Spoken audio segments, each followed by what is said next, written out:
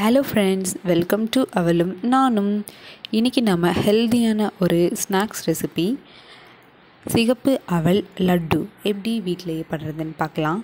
அதுக்கு ஒரு கடாயில் ஒரு டேபிள் ஸ்பூன் நெய் சேர்த்துட்டு, நெய் கொஞ்சம் உருகுனதும் அதில் 10 பாதாம் சின்ன சின்னதாக கட் பண்ணி இல்லைனா இடித்து சேர்த்துக்கலாம்.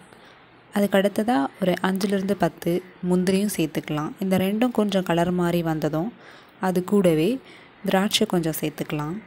முதலையே திராட்சை சேர்த்துட்டோன்னா திராட்சை கரிஞ்சிரும்.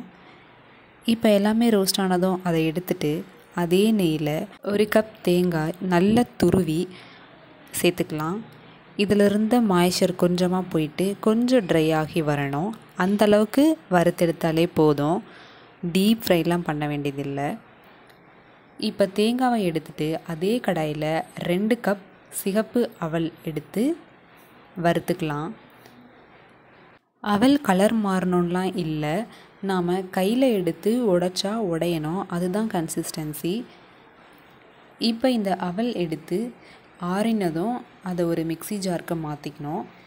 2 கப் அவலுக்கு 3/4 கப் வெல்லம் கரெக்டாக இருக்கும். அப்படி வெல்லம் பத்தலைன்னா கூடுதலாக சேர்த்துக்கலாம். அது கூடவே 2 ஏலக்காய், ஃப்ளேவருக்காக 1/4 கப் வேர்க்கடலை வறுத்து சேர்த்துக்கலாம். அது கூடவே சிகப்பு அவல் சேர்த்து இதை நல்லா கோர்ஸாக அரைச்சிக்கணும். குறகுறன்னு ஃபைனாக அரைச்சிட்டோம்னா லட்டு அந்தளவுக்கு சாப்பிட நல்லா இருக்காது. இப்போ நம்ம அரைச்சதுலேயே ஏற்கனவே வறுத்து வச்ச பாதாம், முந்திரி, திராட்சை, அது கூடவே வறுத்து வச்ச தேங்காய் சேர்த்துட்டு 1 டேபிள் ஸ்பூன் நெய் சேர்த்து இதையெல்லாம் நல்லா கலந்து விடணும். எல்லா பக்கங்கள்லேயும் கலந்து வரணும்.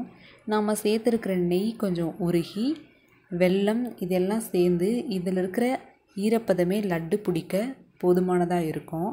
அப்படி இல்லைன்னா எக்ஸ்ட்ராவாக கொஞ்சம் நெய், அப்படி இல்லைன்னா தேன் சேர்த்து இந்த மாதிரி ரவுண்ட் பண்ணி எடுத்துக்கலாம். அவ்வளோதான், நம்ம ஸ்பெஷலான ஹெல்தியான சிகப்பு அவல் லட்டு ரெடி. இதே மாதிரி மீதம் இருக்கிற எல்லா லட்டும் ரெடி பண்ணிடலாம். அவ்வளோதான், சிகப்பு அவல் லட்டு ரெடி. இந்த வீடியோ உங்களுக்கு பிடிச்சிருந்தா லைக் பண்ணுங்கள், ஷேர் பண்ணுங்கள், மறக்காமல் சப்ஸ்கிரைப் பண்ணுங்கள்.